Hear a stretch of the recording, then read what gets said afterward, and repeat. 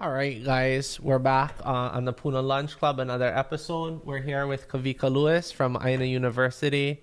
Kawika, thanks for joining us, taking the time. Yeah, so glad to be here and glad for the opportunity to share some mana'o of the Puna Lunch Club and, see where it goes from here. Awesome. All right. Well, can you tell us a bit about your upbringing in Hawaii and how it shaped your passion for Hawaiian culture and sustainability? Okay, well, believe it or not, I'm actually a Waikiki boy. I grew up on Kapahulu, Oahu for the first 14 years of my life. So surfing was number one. And if there was no surf, there was diving. But not much agriculture at the time. But there was one thing that triggered me was when I saw the Ahupua'a poster inside my elementary classroom. And I always wondered where was that place with that beautiful, waterfall, river coming down to the beach, everybody working, having nice different kuleana. And that's what really triggered me. But being from Kapahulu and Waikiki, there actually was agricultural. It was an agricultural land back in the day. So I'm thinking maybe those deep roots from growing there came along inside of me. But also I feel it's part of my DNA as well, whereas my grandfather and great-grandfather really dabbled a lot on working on the ʻāina and growing their own food and sharing with the community. Nice. What did they used to grow in Kapahulu? Actually, was a lot of the squashes and, stuff that can handle the dry, where there was like fruit trees and squashes, the tea leaves, for using for many different things. But also they grew on different islands too, as well as Kauai and Molokai as well. Different field crops such as sweet potatoes and the Hawaiian yams and stuff. Awesome. I didn't know that. Yeah. Thanks for sharing. So tell us a little bit about Āina University and kind of how you got started. Was there like a specific moment or a specific thing that happened that kind of inspired you to take this path or start this journey? Yeah, that was an interesting journey. Was that actually Āina University started with just my family and I wanting to be sustainable and work outdoors, which really is my passion. So my wife and kids kind of was my captive prisoners to come and work on the ʻāina at the time. But now, as we look today, but learning all of these great hard work ethic and skills, man, it was such a blessing for all of us. But it really started when Kamehameha Schools approached me and said, "Hey, Kawika, would you mind sharing with the community some of the things you're doing?" And I was like, wow, this could be a start of something amazing, because I finally having an opportunity to share what I think sustainability is, what stewardship is, and what food independence is. So that's where I feel the birth of Āina University came along as our organization to help with the community and share what we feel and what we know and how to achieve some of these things that Āina University shares with in the community. Awesome. So tell us a little bit about the infrastructure, like where your farm is, how big it is, what you grow on it, kind of the different aspects of it. Okay, nice. Āina University is located in Pauka'a. It's a little strip of land or a ili called Pahoehoe. So it's not Laupahoehoe like we all know in the Hamakua coast, but it's called Pahoehoe. It's the next river right next to Honolulu. So it's a 1,500 acre farm lot, but we just actually steward 9 acres of it. And along the 9 acres, we have we kind of divided it up, kind of like the Ahupua'a, with the uka section on the top, the kula section in the middle, and the kai section on the lower end.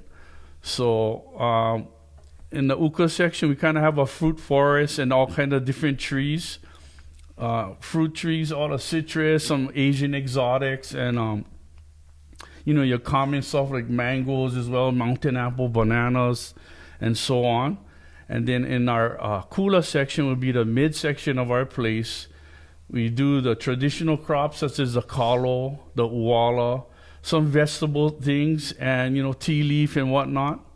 And then our kai section, which would be our lower section, is kind of our commercial section. We're changing it into where we have a whole bunch of ulu trees and coconut trees, and more to plant because we dedicated that area as our canoe plant orchard. So all the plants that came on the voyaging canoes in 500 AD, there was 14 of them. So we're going to dedicate all those 14 plants just in that region of our lower section at the Āina University. Awesome. So what does like the day-to-day life at Āina University look like? What kind of routines do you guys have? What's the schedule? Tell us a little bit about what you do every day. Yeah, nice. Okay, I'm so fortunate. I can wake up, put on some shorts, my boots, and my shirt, jump in my truck, and I drive to, I live in Waikauka, so I drive to Pauka'a. Mm-hmm. And when I get there, I get ready for the school bus to arrive. And what that entails is like making sure the bathroom's all clean, cleaning up the tables and chairs, prepping the lesson plans, whether we need wheelbarrows or rakes, getting just everything ready for the students, prepping some food sometimes. I'm collecting fruits and chopping them up for their morning snacks. I'm jumping on the lawnmower or the tractor, getting some things done before they get there, usually about 9. Mm-hmm. And then we usually have like a 4-hour work session because it within the school hours. Yeah, so it's like they arrive at 9 and they leave about 1. So nice. Within that 4 hours, we have 2 blocks of time that we're doing 2 different things. Of course, we have the break and lunch as well. But because we're having so much fun, the day goes by so fast. So the 4 hours almost seems like 2 hours. Mm-hmm. But that's a typical day. Then when the school bus leaves, the work doesn't leave as well. So I got to go back and maybe jump on a mower or the weed eater or the lawn, on the tractor and continue maintenance because maintenance is a huge thing. Because, when you have a clean environment, the educational component is really, elevated because kids don't really want to walk through 6-foot tall guinea grass and I want to learn inside of here. There's no way. So maintaining is a big part of my day. Right. So you're teaching all day, every day. That's awesome. How many kids do you teach every day? It can range, but we're looking at from like 25 to 40. Oh, wow. Kids a day. Sometimes we've gone up to 75. But we also do different groups with adults as well, with sporting teams, mm-hmm. with businesses, some professional development. Anybody who wants to just change up the way their day goes, right? Kind of reconnecting outdoors with the Āina, mm-hmm. Feeling her vibrations and getting all that good juju feeling, unknowingly. Right. Because some people don't know that, wow, how come I'm feeling so good? It's actually the land really, absorbing and talking to you and mm-hmm. you sharing all that good vibrations. Nice. So how do you balance your professional work with your personal life and well-being? Oh, man. Very carefully. No, actually, because it's my lifestyle doing all of this, it kind of doesn't have transitional mark or a wall. They kind of just fades into each other. So because when I'm done working on the farm, when I go home, it's kind of like another farm. So I go and take care of that farm as well. Again. So it just transitions so smoothly, being that that's the lifestyle we live, where we try to be real food independent and mm-hmm. All of those great stuff that we try to share with the community. But yeah, so not so much rigid, but really smooth. And I'm kind of that uncle that likes to work hard and play hard as well. Nice. And you have the whole family involved. Yes. So it's kind of like a family thing, right? Just right. kind of it's all multi-generational. We got my wife and I had 5 children. I got 4 sons and 1 daughter, but they're all adults now. Some of them with their own family. And then I have 7 grandchildren. So they don't all live in Hilo, Hawaii, but when they do come and visit us and whatnot, everybody's kind of reconnecting back to the ʻāina and, bringing the mo'opunas, the grandkids, and all of us is sharing this same vision, same thoughts. And, it's not like we have to explain what needs to be done. Everybody kind of just moves into their position and starts doing their thing, whether it's cleaning up there, raking, or, maintenance and whatnot. Nice. Can you share a story about a community event or project that left a lasting impression on you? Okay. Well, we're having one actually coming up in Thanksgiving. It's a community project that we collaborate with the Salvation Army and our great friends at Pacific Mix Catering. And what we do is actually do the kalua turkey for the event to feed 600 people on Thanksgiving morning at a luncheon at Auntie Sally's Luau House. Nice. So I think by us helping with the imu, doing the kalua turkey for the event, going there and serving the plates, whether it's delivering to different locations or serving it at the Luau House, I think that left a lasting impression on me on how important it is to provide food for the community. And that's one of our mottos at Āina University, is to grow, gather, and grind. So we grow some of the things, we gather some resources, and we learn how to eat or grind a lot of these things. But this is our 3rd time doing it, so it's leaving a great impression on me on how to work with the community with this special event on Thanksgiving. That's awesome, man. Thanks for the contribution and giving back to the community. So I guess between us, we'll feed over 1,000 people this Thanksgiving. Nice. Yeah, Right. it's a lot of people. Yeah. So how do you stay motivated and engaged with the community? Like, how do you keep year after year? What motivates you to continue? Yeah, wow. I think what motivates me is that just the gratitude from everybody, just out of the blue, some aunties will come up to me, parents, people at businesses or somewhere, they say, "Hey, Kawika, thank you for what you do with the kids. We really appreciate it." Yeah. And, I may know the people, I may not know them, but they all still have that same gratitude. So I think it's like, man, that's such a great feeling that it inspires me to, and recharges my battery to continue that, because it feels nice to be, thanked on your hard work with the community and with the children and other people. So I think that's what keeps me going, as well as I've seen what it does to kids, like my own family.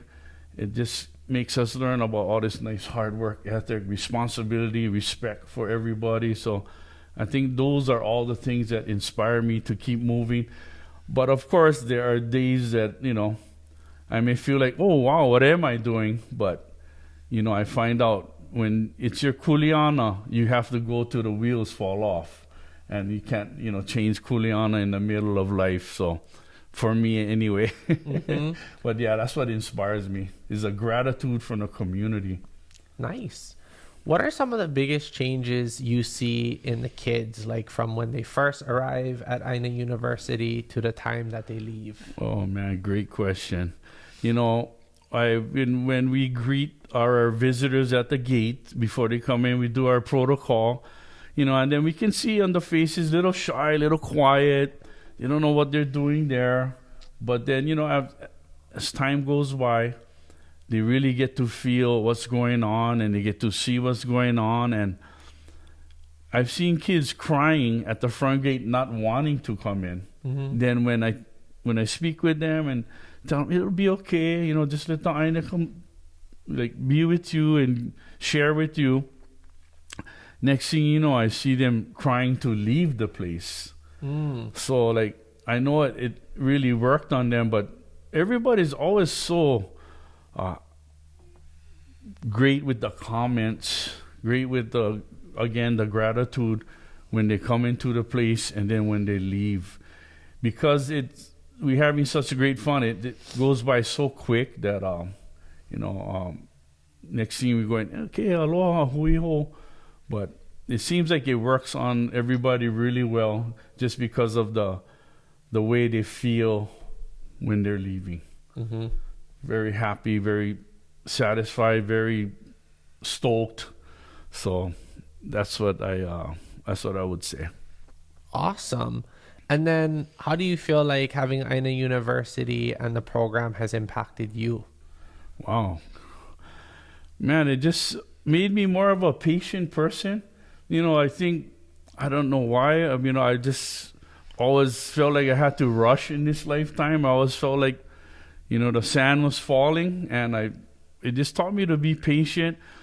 Sometimes multiple things could happen, whether crashing down on you or whether growing up on you. Mm-hmm. But I just found out if I was patient, took care of one thing at a time, checked off the list, mm-hmm. I think that's what really helped me to be, more of a patient person in this life, especially working with young kids. Their attention span might be out the window in a minute, mm-hmm. But man, it taught me really great patience.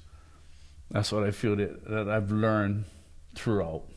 Nice. So when people come to Āina University, what is the biggest takeaway? Like, what are you hoping that the biggest takeaway is? Wow.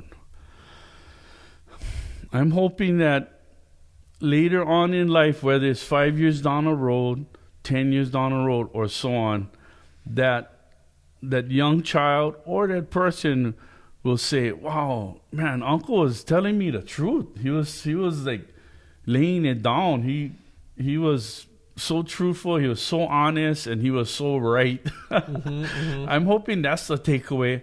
There's an immediate takeaway at the gate, aloha, thank you. Right. But I want them to later on feel that the takeaway was great, like how I feel the uncles in the past have taught me.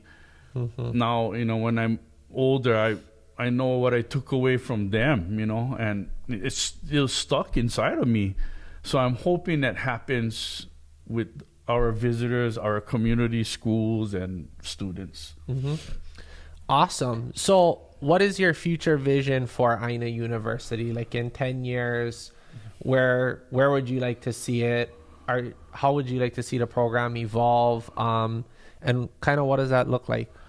Wow, that's a great question. 10 years from now, I'd actually like to see like a full staff, maybe like, mm-hmm. I don't know, 5-6 people working and helping. That way I can kind of just, because right now I'm like I call myself the CEO. Uh-huh. I'm the CEO, but I'm also the janitor, the counselor, the maintenance man, mm-hmm. the teacher, all of those guys, which is awesome. But man, it would be nice to have a team that could help myself and our organization like really expand with more kids, maybe even more activities, maybe more schools at once rather than just one school a day. Mm-hmm. So if I had, a group of people, then we could actually accommodate more kids and get more things done, learn a little bit more on the commercial end of agriculture, mm-hmm. but yet still keep the foundation of good hard work ethic, respect and responsibility, and love and aloha. Mm-hmm. Awesome. How does Āina University and like Hawaiian Cultural Foundation incorporate? Oh, nice. Well, we try our best. I wouldn't say I'm the most acculturated person, although uh-huh. I've been around the language for, like 30 plus years from my family. My wife and kids can all olelo Hawaii really well. Mm-hmm. I've been around this, so I know my share, but I'm still learning every day about the culture. But what I do share is what I've learned in the past from our kupuna. The simple things of that aloha towards each other, that respect, that hard work ethic, that no opala on the ground effect, where the ʻāina is literally your refrigerator or ice box, so you gotta take care. So I hope those are some of the things that that would happen. Nice. So, what advice would you give to someone looking to make a positive impact in their community? So, if people wanted to create programs, wanted to effect change, what are some lessons or some takeaways that you've learned that you could pass on through having the Āina University? I would say, don't worry, just get started. You need to take that first step in this long journey ahead, because if you never get started, then you never get started, you know. So I would say it seems overwhelming at times. You're like, wow, where do I get started? But do some community events, get your name out there, you know, just do some genuine community work. I mean, it's hard to just get started full blast into a community program without knowing the community. So I think I've invested a lot of time in the community, where I did like coaching and other things besides Āina University. So when it became Āina University, it was like already invested myself a little bit. So it's kind of the transition or the movement, you know, kept you know, compounding on each other in good ways. But I would think you just have to start doing something in the community and putting some hours in, because it takes a lot of hours to get started, I believe. Yeah, for sure. I believe. But I think starting is most important in anything, not only in community work, but I think a lot of people, that's the hardest part. Like you said, is like, don't worry too much about it. Kind of, you know, grow your wings as you're falling, right? The main thing is you take the jump, you get started. To have success, you must fail a bunch of times. Yeah. You know, so I just get started and don't worry too much about it. Yeah. Awesome. How do you personally connect with your Hawaiian heritage, and how does it influence your daily life? Well, what I do, how do I connect with my Hawaiian heritage is I start off my day with a nice pule or prayer for my whole family. I wishing them health and prosperity and wellness and safety, and you know, and I do it in Olelo, Hawaii. Just so sure of myself while I'm driving to the farm. I use that time to give thanks, to ask for guidance, ask for a kupuna to walk alongside me for the day, or, you know, and speak out to them. And that's the time that I use to stay close with my Hawaiian heritage and stuff, as well as showing respect on the ʻāina each day. Awesome. So how do you think that the Āina University has impacted you the most? Man, it just taught me that being available for your family, being available for your community, being available for people in need, that's what has taught me that those are the biggest paychecks, you know, those spiritual paychecks where you're helping people out, you know, lending a hand and just sharing, you know, sharing love and aloha, sharing gratitude. Those are the things that I take away on all of this, is that it's so important. I cannot stress that enough to everyone. And yeah. So what is your favorite thing to do on the farm? Mow, weedy. Actually, it sounds crazy, but I like mowing, you know. I mean, it's just because, you know, I get to put my headset on and just jam to any kind of, you know, stations or my list that I created, you know, and it sounds crazy, but when you love what you're doing, it's really not work. Whereas people would think I'm crazy saying this. Oh, I love mowing. I love cutting the grass. And yeah. Well, it's kind of like an instant gratification too. Like when you see a tall grass, then you cut the whole area and you're looking back, like, wow, it's so nice and tight and crisp. You know, those are the things that make me feel satisfied. Sense of accomplishment, right? Yeah. Mowing is like instant accomplishment. Yeah. What plants are your favorite? Um, Actually, I love, I've gained this love for ulu trees. Mm-hmm. I mean, I just, because I've got to learn more about them, I've got to learn how to cook them in different ways. And I've learned that if you have ulu trees in your yard or have any nearby, you can actually survive in times of need. Yep. I mean, just with the ulu tree, you can do so many things. Of course, I love the kalo plant, of course, the symbol of our culture and everything. But I don't know. I would have to make a switch. Sorry, Haloa.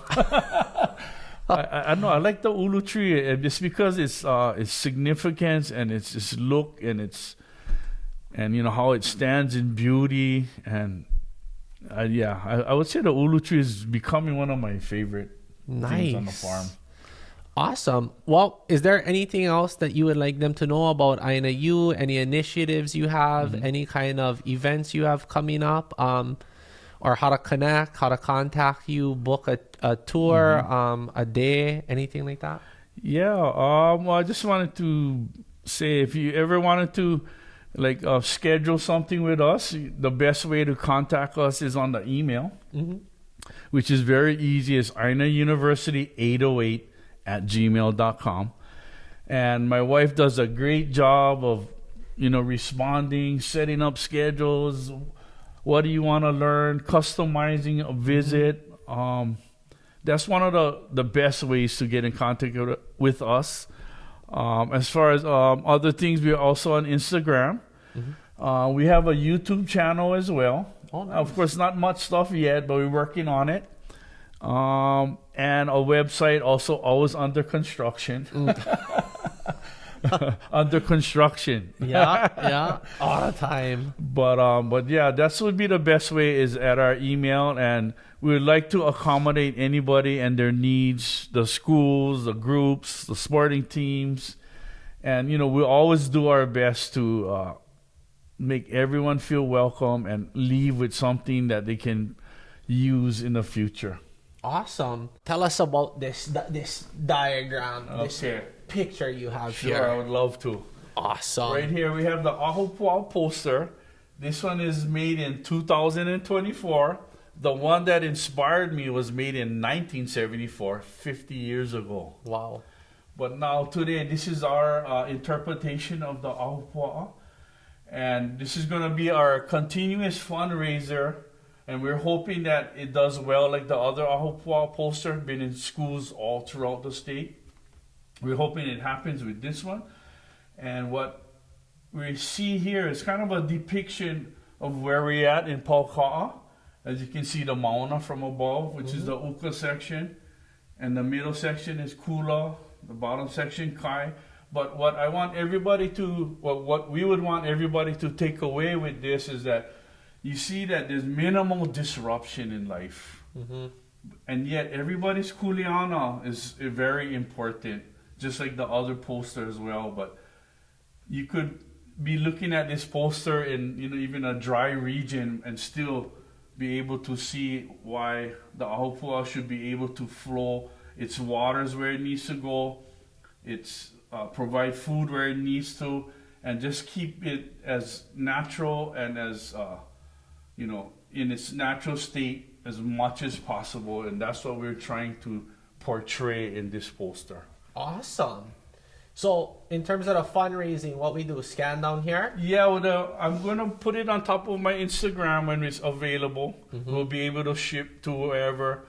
We're still working on all of the little details, but the scan code takes you to all of the social media and the website and the email and stuff like that. The information you may need.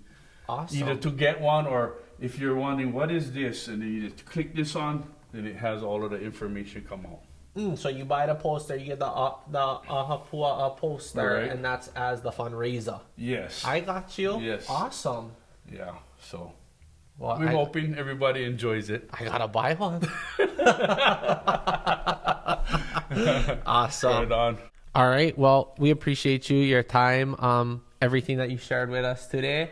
And guys, if you're looking for a cultural tour or just to get back out, get in touch with the Āina, feel those good vibrations like Kawika mentioned, you can reach out Āina University, email, Instagram. All right, we'll see you guys. Thank you, Kawika, on the next episode of the Puna Lunch Club. Hello, everybody. Mahalo. Hello. Right on. Thank you. Yeah. Yeah. Mahalo.